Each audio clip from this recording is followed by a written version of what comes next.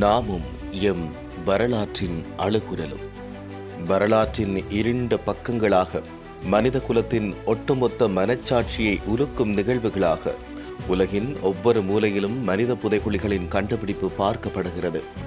கண்ணுக்கு புலப்படாத வடுக்களாகவும், மறைக்கப்பட்ட குற்றங்களின் வெளிப்படையான சாட்சிகளாகவும் மண்ணுக்குள் உறங்கி கிடந்த புதைகுழிகள் வெளிக்கொண்டு வரப்படும் போது அவை வரும் எலும்புக்கூடுகளின் குவியல்களாக இல்லாமல் கொடூரமான அட்டூழியங்களின் ஆழமான கதைகளை எடுத்துச் சொல்லும். மனித உரிமைகள் அப்பட்டமாக மீறப்பட்டன என்பதற்கான திட்டத்தெளிவான தடயங்களாக இருக்கும். எம் தமிழ் தேசத்தில் எண்ணிக்கையற்ற மனித புதைகுழிகள் அடையாளம் காணப்படாது உறங்கி கிடக்கின்றன. அவற்றுள் இனங்கண்டும் அகழ்ந்தெடுக்கப்படாதவை பல. சில அகழ்ந்தெடுக்கப்பட்டும் அவற்றில் முறையான ஆய்வுப் பணிகளும் சட்ட நடவடிக்கைகளும் பூர்த்தி செய்யப்பட்டவை என்று எதுவும் இல்லை. அவ்வாறான பின்னணியில் ஏறக்குறைய 25 ஆண்டுகளுக்கு பின்னர் தற்போது செம்மணி மனித புதைகுழி மீண்டும் அகழ்வுக்குட்படுத்தப்படும் நிலை ஏற்பட்டது. ஒரு பக்கம் அது தொடர்பான அகழ்வு பணிகளும் வழக்கு விசாரணை நடவடிக்கைகளும் சர்வதேச கண்காணிப்பு ஸ்ரீலங்கா அரசாங்கத்தின் கீழ் மேற்கொள்ளப்பட்டு வருகின்ற போதும் அது தொடர்பான சமூக தாக்கமும் அதனால் உண்டான எதிர்வினைகளும் எம்மவர் மத்தியில் நிலத்திலும் புலத்திலும் எவ்வாறு இருக்கிறது? இந்த புதைகுழி அகழ்வு வெளிக்கொண்டு வரும் தகவல்கள் எம் சமூகத்தில் மீண்டும் ஆழ்ந்த கலக்கத்தையும் நீதி தேடலுக்கான உந்துதலையும் குறிப்பிடத்தக்கோர் மத்தியில் ஏற்படுத்தி இருக்கிறது. இந்த செம்மணி விவகாரம் வரும் கடந்த கால சம்பவமாக அல்லாமல் நிகழ்கால சமூகத்தின் மீது பெரும் சுமையை ஏற்றி எதிர்கால தலைமுறைகளுக்கு கடும் எச்சரிக்கையையும் தருகிறது. இருப்பினும் அதனாலான ஆழமான தாக்கம் உலகம் முழுவதும் பறந்து வாழும் ஒட்டுமொத்த ஈழத் தமிழரிலும் ஏற்படாது. அநேகமானோர் அதனை ஒரு செய்தியாக மட்டும் பார்த்துவிட்டு கடந்து போகின்றோம். ஏன் வெளியிடப்பட்டு வரும் செய்திகளை சர்வதேச ஊடகங்கள் பேசுபொருளாக்கவில்லை? உலகம் கவனிக்கவில்லை? உருப்படியாக எவ்வித எதிர்வினையும் ஆற்றவில்லை? ஏன்? கடமை நிமித்தமாக இந்த பணியில் ஈடுபடுவோரை தாண்டி அங்கு என்ன நடந்தது, என்னவெல்லாம் அகழ்ந்தெடுக்கிறார்கள், ஒவ்வொரு நாளும் எத்தனை எலும்பு தொகுதிகள் எடுக்கப்படுகின்றன என்பவற்றை பதை பெதைப்புடன் அறிந்து கொள்ளும், அதனை உலகத்திற்கு தெரியப்படுத்துவோரும் குறிப்பிடத்தக்க எண்ணிக்கையினரே. அத்தோடு எம் மக்களின் ஒரு பகுதியினர் ஆங்காங்கே இடம்பெறும் கண்டன பேரணிகளிலும் கூட்ட நிகழ்வுகளிலும் மனு கையளிப்பு ஊர்வலங்களிலும் பங்கெடுக்கின்றனர். அதனை தாண்டி எமது ஈழத் தமிழினத்தில் செம்மணி மனித புதைகுழி தொடர்பான பெரும்பாலானோரின் பங்களிப்பு எத்தகையது? இதுவும் கடந்து போகட்டும் என்றிருக்கப் போகின்றோமா? அல்லது எம் இனத்திற்கு திட்டமிட்டு இழைக்கப்பட்ட கொடூர அவலங்களையும் அழுகுரல்களையும் உலகின் அனைத்து ஊடகங்களிலும் பேசுபொருளாக்கி நீதி தேடலை நிகழ்த்தி கொடுக்கப் போகிறோமா? உலகத்தின் பார்வையில் எமது உரிமை போராட்டம் தோற்கடிக்கப்பட்டதாகவும் இனப்படுகொலை இடம்பெறவில்லை என்றும் ஈழத்தமிழர் சிங்கள அரசின் கீழ் மகிழ்வாக வாழவே விரும்புகிறார்கள் என்றும் காட்ட எமக்கு எதிராக கருத்தியல் யுத்தமும் திசை திருப்பு நடவடிக்கைகளும் கவனச்சிதறல்களை ஏற்படுத்தும் நிகழ்வுகளும் தொடர்ந்தும் பல முனைகளிலும் மேற்கொள்ளப்பட்டு வருகிறது. குறிப்பாக பொதுமக்கள் மத்தியில் எமது முயற்சிகள் கவனம் பெறக்கூடாது எனும் நோக்கத்தில் பின்புலத்தில் செயற்படும் சக்திகள் பலமாக தொழிற்படுகின்றன. தங்கள் நோக்கத்தினை நிறைவேற்றும் நிகழ்ச்சி நிழலின் ஒரு பகுதியாக எப்போதெல்லாம் நமது இனவழிப்பின் சாட்சியங்கள், ஆக்கிரமிப்புகள், அத்துமீறல்கள் செய்தியாக்கம் பெறுகிறதோ அப்போதெல்லாம் அச்செய்தியின் வீரியத்தை மழுங்கடித்து மக்களை திசை திருப்பும் செயற்பாடுகள் திட்டமிடப்பட்டு மேற்கொள்ளப்படுகிறது. ஒரு பக்கச்சார்பான செய்திகள் மற்றும் கதைகள் அரசாங்கத்தின் ஆழ்பலத்தாலும் பணபலத்தாலும் ஆங்கிலத்திலும் புறமொழிகளிலும் பிரசுரிக்கப்பட்டு வருகிறது. உண்மையான தகவல்கள் மறைக்கப்பட்டு உலகின் பார்வையில் இருட்டடிப்பு செய்யப்படுகிறது.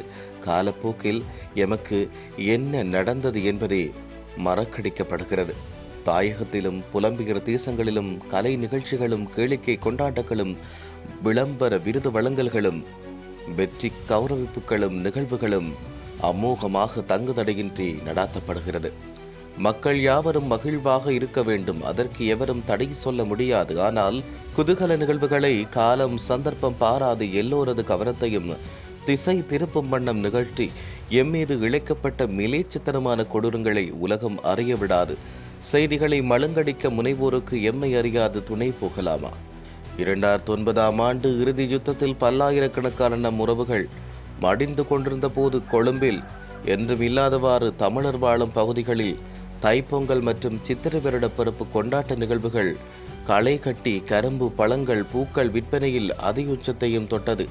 ரோம் நகரம் பற்றி எரியும் போது நீரோ மன்னன் பிடில் வசித்ததாக சொல்வார்கள். எம்மவரது இந்த நடவடிக்கைகள் அதற்கு ஒப்பாக மனதிற்கு கசப்பானவைகளாக இருந்தன. எம்மண்ணில் மரணித்தவர்களின் அழுகுரலுக்கு நீதி கோரும் பயணத்திலும் போராட்டத்திலும் எம்மால் கலந்து கொள்ள முடியாவிட்டாலும் அதனை செயற்படுத்துகின்ற சிலரின் கடினமான முன்னெடுப்புகளை நீத்துப் போகச் செய்யும் விதமாக பேச வேண்டிய காலங்களில் பேச வேண்டிய விடயங்களை திசை திருப்ப முனைவோரின் சதி செயற்பாடுகளுக்கு நாம் இடம் கொடுக்கலாமா? நாம் எதுவித பங்களிப்பை செய்ய இல்லாது விட்டாலும் களியாட்ட கொண்டாட்டங்களை பெருமெடுப்பில் செய்யாமல் கைக்கூலிகளாலும் எடுப்பார் கைப்பிள்ளைகளாலும் ஏற்பாடு செய்யப்படும் அவ்வாறான நிகழ்வுகளை புறக்கணித்தாலே பேருதவியாக அமையும். மடைமாற்ற கவனச்சிதறல்களை ஏற்படுத்தும் விடயங்களை செய்வதை விட்டுவிட்டால் மனித புதைகுழி அகழ்வு விவகாரம் முதன்மையானதாக பேசப்படும். அத்துடன் களத்தில் நின்று குரல் எழுப்புவோரின் கோரிக்கைகள் புலம்பெயர் தேச பல்லின சமூகத்திலும் அந்நாட்டு அரசாங்கங்களிலும் தாயகத்திலும் முக்கிய கவனத்தை பெறும்.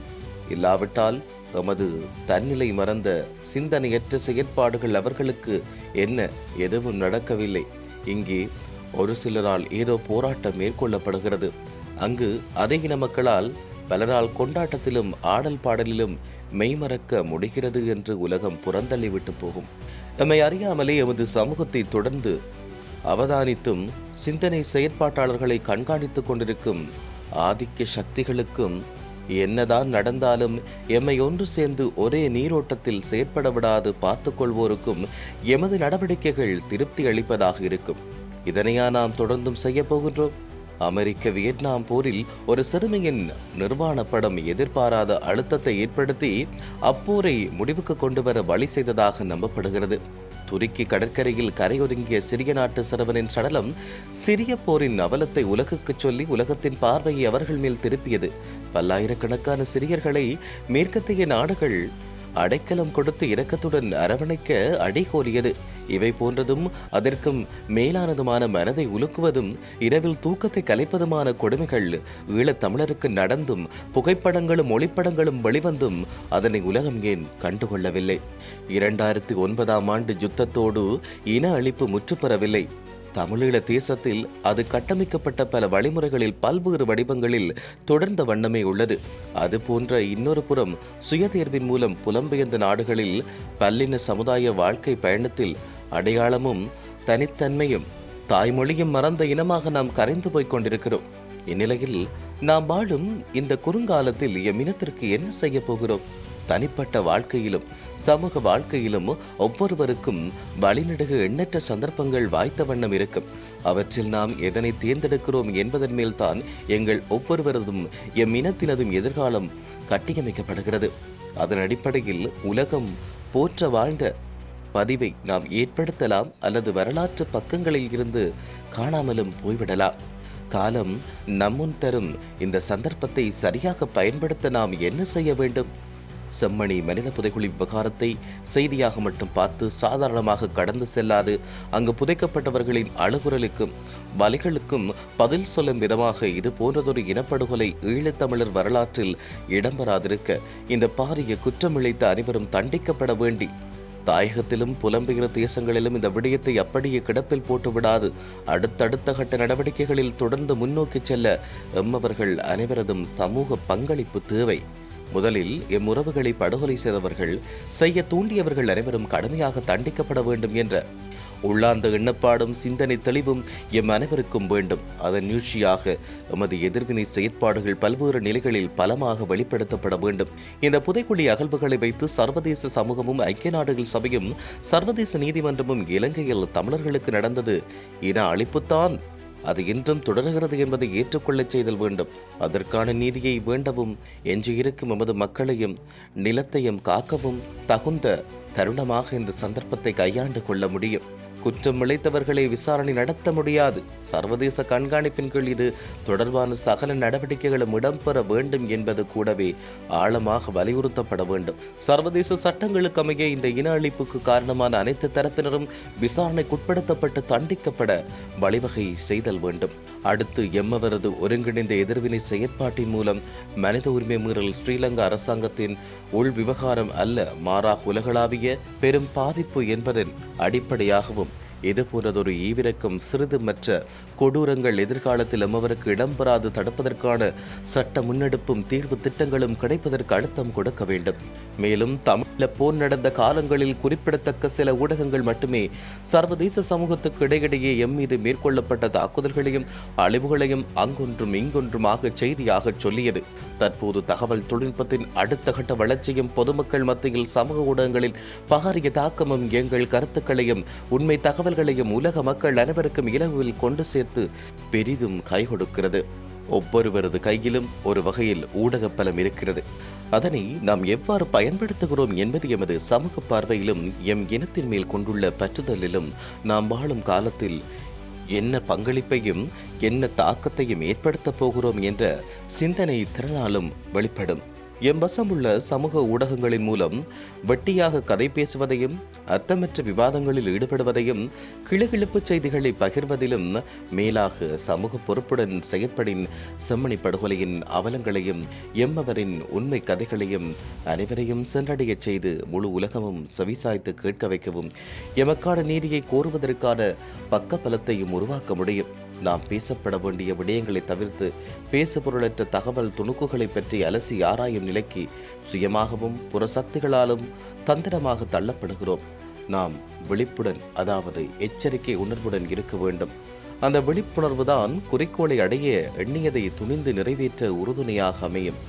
மக்களின் கவனத்தை திசை திருப்பி முக்கிய விடயங்களிலிருந்து விலகிச் செல்ல வைக்கும் காபடச் செயற்பாட்டை அடையாளம் கண்டு அவற்றுக்கு ஆள்படாத முனைப்புடன் செயலாற்ற வேண்டும். இலங்கை அரசியலில் நிகழும் சலசலப்பு நிகழ்வுகளை பார்த்து புதிய விடயம் கிடைத்துவிட்டதாக எமது பிரதான நோக்கை மறந்து அவற்றின் பின்னால் அலையாகச் செல்வதை விட்டு எம் இனம் சார்ந்து காத்திரமான விடயங்களை முன்னெடுத்துச் செல்ல வேண்டும்.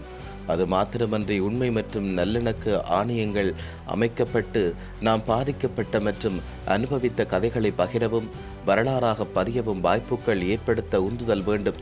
இதன் மூலம் கடந்த கால நிகழ்வுகளின் உண்மைகள் வெளிக்கொண்டு வரப்பட்டு வரலாற்றில் எம் இனத்திற்கு ஏற்படுத்தப்பட்ட அநீதியும் அதனால் ஏற்பட்ட துயரங்களும் அழுகுரலும் வருங்காலத்தில் நினைவுபடுத்தப்பட்டு இவை மீண்டும் நிகழாமல் இருக்க நடவடிக்கைகள் எடுத்தலும் இறந்தவர்களுக்கு அஞ்சலி செலுத்துதலும் எமது தலையாய வரலாற்று கடமையாகும்.